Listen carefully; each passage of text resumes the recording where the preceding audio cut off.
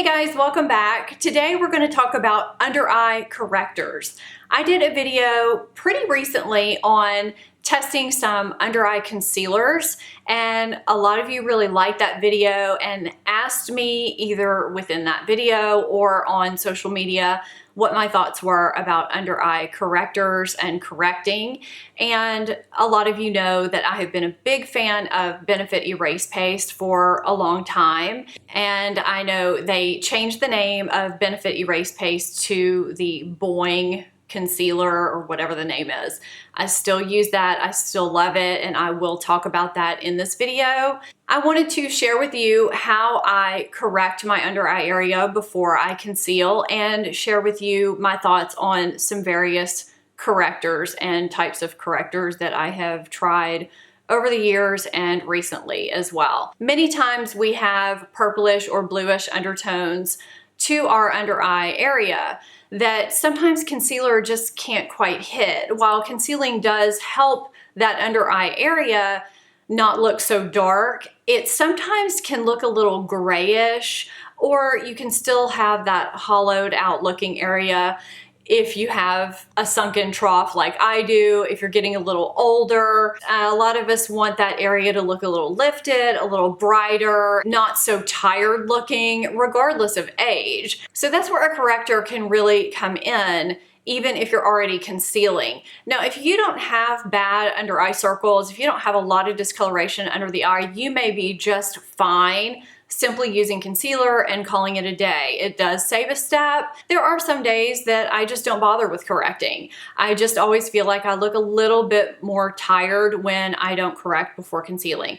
If you guys want to play a drinking game with how much I say correcting and concealing in this video, go right ahead, because it's going to be a lot. There are tons of different correctors on the market now. There are liquids, sticks, pot correctors. There's a lot of different kinds, and they can vary in terms of consistency, type, shade, and there's a different type that's going to be perfect for you. What works for me may not work for you. So it is important to try different ones, try different shades to see which one benefits you. Some people may benefit more from a more yellow toned corrector than from a peachier tone. For years, I thought that a yellow toned corrector was what I needed, and a yellow toned concealer is what I needed, but it really was not doing anything for my under eye area. And it really wasn't until I tried my first peachy toned corrector, I think it was Bobbi Brown, as a matter of fact, that I realized that was what I needed to get that lifted, concealed look under my eyes.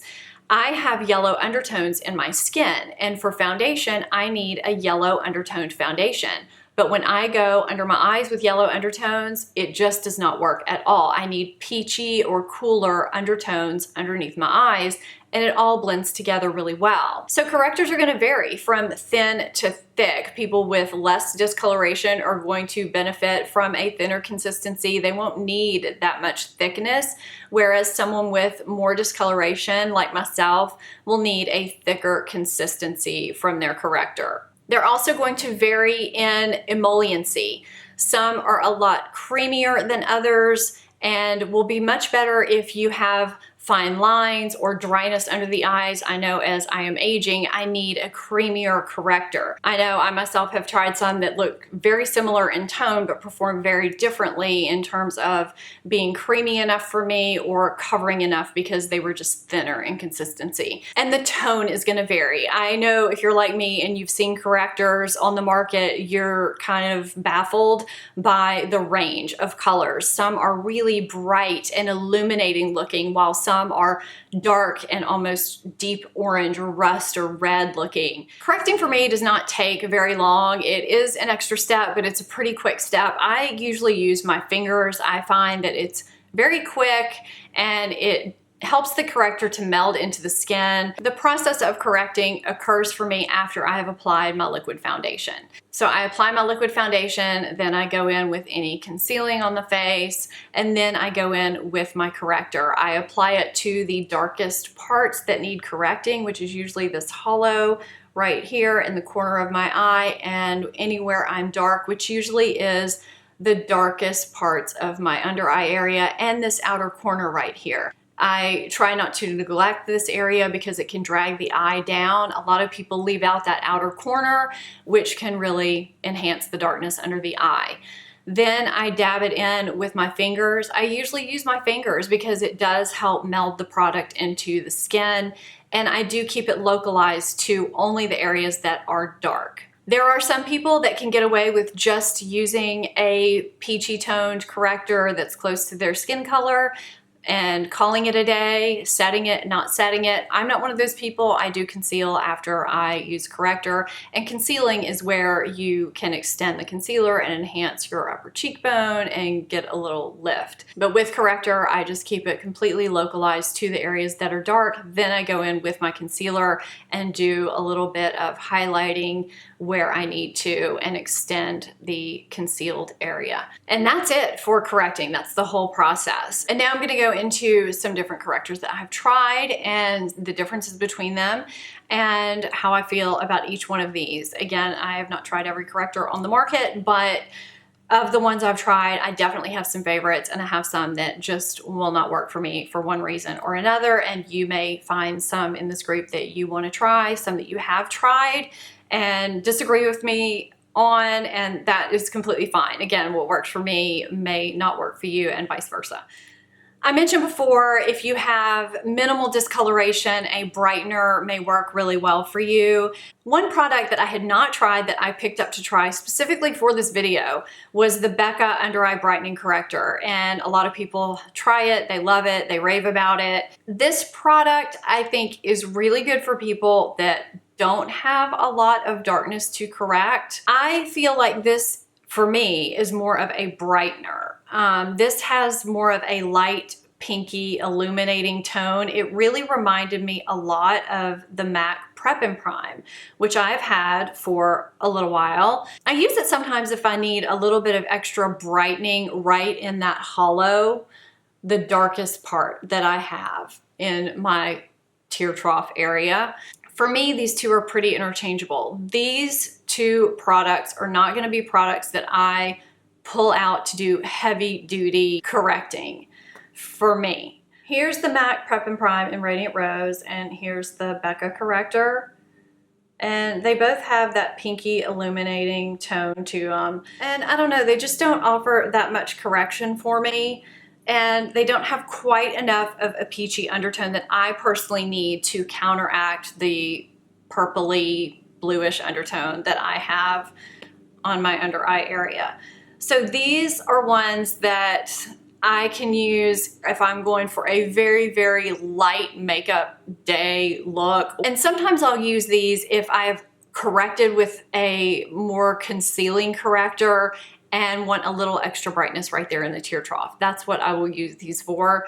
But these are not going to be my go-to everyday correctors, at least not for me. And I know some people really love these, but I'm not sure if they have quite the same dark circle issues and hollows that I have going on. So the next one that I'm going to show you is the Sephora Peach Light Corrector. This is their Bright Future color corrector. I don't usually wear light color correctors because I'm usually light medium in shades, but this was, I think, the only option. I think the one down was really orangey, so this one seemed like it would be the next one in line. So that is what that looks like next to the other two that I just showed. It is more peachy and neutral undertoned. This was very drying under my eyes. I like the idea of having a wand corrector, but this one in particular was just too drying for me, who is over 40 and cannot handle things that are going to emphasize lines. I moisturize really well before I put on any under eye product. I'll let it sink in, and this sucked any moisture out from under my eyes that I already had. Then I went and put on my concealer and set everything, and it just seemed to emphasize any lines that I had under my eyes during the day. So this is not a favorite of mine, and it's kind of disappointing to me because I feel like Sephora usually has pretty good products and some hidden gems, but this one was not one for me, and I had hoped that it would work. This next one was recommended to me to try from a few people, and it's the Teint Idole Ultra Wear Camouflage Corrector in Peach. This is what it looks like swatched on my arm. And it is pretty dark. I think this would be a great corrector if you have medium to deep skin, but for light and light to medium skin, it's a little bit too deep and orangey. I don't know why they don't have a lighter shade. This one was just too orangey. You could see some of the color underneath it even after I put my concealer on. It just didn't work well at truly concealing and correcting that hollowed out area. So this might be a case if I ever for some reason wore this, I would definitely put maybe one of these brightening ones at the depth of that hollow. But this is not one that I would wear on a regular basis. Definitely not. So I'm gonna mention one that I started with, and I've already mentioned it in this video, and that's the Bobbi Brown Corrector in Peach or Light Peach. I can't remember. I used it years ago. It was my gateway corrector, and I really loved it. I went through an entire pot of it, and it was great for me until I bought Benefit Erase Paste and realized how creamy it was. And I realized how drying the Bobbi Brown was. And so that's why I didn't repurchase it. I don't have it here for this video because there was really no sense in me repurchasing a product that I knew was too drying for my under eye area. There's a lot of people out there that love the Bobbi Brown corrector. I just personally find it too drying for me. Someone who has some fine lines going on underneath my eyes and who is dry underneath my eyes. It just emphasizes that area more than I realized it did once I found a product that didn't do that. So I don't endorse that product. I don't recommend that product if you are aging and have fine lines or are a little bit dry under your eyes. The next product is the Pixi Correction Concentrate in Brightening Peach. A lot of people really love this product. I love the glass jar. It's a great peachy toned, almost skin colored product. I almost think some people could get away with wearing this alone and not putting concealer on top of it if they are so inclined to doing so. Here's the Pixi next to the others. You can see exactly how dark that Lancome is next to the Pixi. It's a great peachy pink shade, and it's a really great shade for under the eye and counteracting any purple bluish undertones. And even if I'm a little red in this outer corner, it really hits that and covers it well. It's just a little drying, just like the Bobbi Brown. I find it a little bit drying. If you're like me, you haven't delved into any filler and you just don't want to enhance any fine lines you have going on whatsoever, if you're prone to fine lines in this area, as a lot of us are that are over 40, you may want to look at another option that's a little creamier, a little more emollient. I know a lot of people really do like this, and I really wanted to like it, but it's just not quite creamy enough for me. It'll work in a pinch, but it's not quite creamy enough for me. A drugstore alternative to the Pixi is the NYX Dark Circle Concealer Corrector.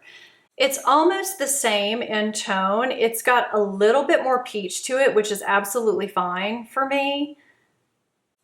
It has a little bit less coverage. Underneath concealer, it appears pretty much exactly the same. So I really like this one, and I do find that it's a little bit creamier than the Pixi, and I don't know why this isn't talked about more than the Pixi.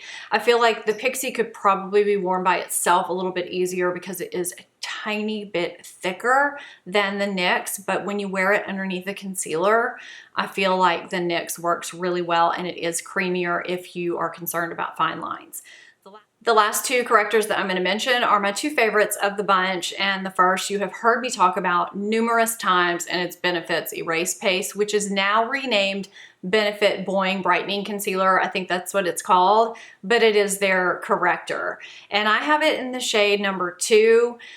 I've been using this for a long time. I haven't replaced it with the new formulation because it's actually not a formulation. It's just renamed and repackaged, and it is the same formula as confirmed by Emily Noel. I love this. It is super creamy. If you look inside here, you can see exactly how creamy it is because there are little peaks in there. If you have fine lines and dry under eyes or one or the other, this is gonna be such a great corrector for you because even if you hydrate well and let it sink in, if you put a drying corrector under your eyes, it's gonna take all that away or suck it out as the day goes on. And if you're like me and you still need to set your under eye area after you correct and conceal, it just gets dry as the day goes on, and a hydrating corrector is really helpful. And some of these are hydrating. The Becca is hydrating. The NYX is hydrating. The last one that I'm going to talk about is also hydrating. I just love this one. You can see it here. The tone of it is really just a great peachy, fleshy color. I feel like the NYX is really close to it. And I find that I can wear this one without concealing on top of it. It gives enough coverage and enough correcting that I can do that on a day where I really am going for a more natural makeup look. So for me, this is the perfect corrector. I love it. The last corrector in the bunch is the Tarte CC Under Eye Corrector. I have the shade Light Medium. And you can see it here next to the Benefit Erase Paste in shade 2. And I also find this shade to be perfect and that I can wear this on its own as well. It's nice and hydrating and it corrects beautifully, whether by itself or with a concealer on top of it. I feel like I could have either one of these and be absolutely happy. I love the slim packaging of this too, by the way. So, you know, for a drugstore option, I think this is great. If you're not as concerned with fine lines, the Pixi is wonderful. And if you need a brightener, I think either one of these is really good. This one is going to be the less expensive option, of course, but if you want something that's a little bit more hydrating, I feel like this one is more hydrating. I hope you enjoyed this video on correcting the under eye area. And if you have any correctors that you enjoy, I'd love to hear those down below, and I'm sure others would love your suggestions as well. Thank you so much for watching, and if you're not subscribed to my channel, please hit that subscribe button. If you're not following me on social media, I'll put those on the screen and down below. I'll see you guys next time. Bye-bye.